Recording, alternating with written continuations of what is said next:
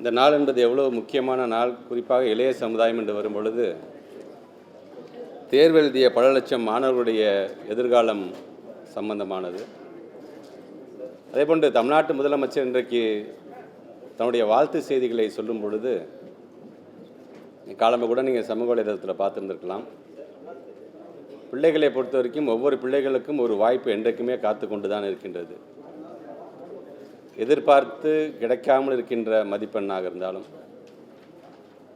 அல்லது தேர்ச்சி பெற முடியாத நிலையில் இருக்கின்றவர்களாக இருந்தாலும் நீங்கள் என்றைக்குமே நீங்கள் தன்னம்பிக்கையோடு இருக்க வேண்டும். உங்களுக்கான வாய்ப்பை இந்த அரசாங்கம் வழங்கும் பொழுதை நீங்கள் முழுமையாக பயன்படுத்தி கொள்ளுங்கள். குறிப்பாக தமிழ்நாட்டு முதலமைச்சர் சொல்வது, இந்த மதிப்பெண்கள் என்பது தேர்வுக்கான மதிப்பெண் தானே தவிர ஒரு மாணவனுக்கோ ஒரு மாணவியை மதிப்பீடு செய்வதற்கான மதிப்பெண்ணாக நீங்கள் பார்க்கக்கூடாது. ஒவ்வொரு மாணவ செல்வங்களுக்கும்,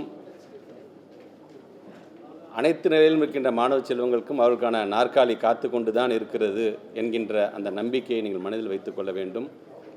பெற்றவங்களுக்கு நாங்கள் வைக்கிற ஒரு வேண்டுகோள் என்பது, நம்ம பிள்ளைங்க எப்படிப்பட்ட மார்க் எடுத்தாலும் சரி, அதை அரவணைக்க வேண்டியது, அதற்கு ஆதரவு தர வேண்டிய முதல் மனிதர்கள் யார் என்று சொன்னால் பெற்றவங்க, அது நீங்களாகத்தான் இருக்க வேண்டும்.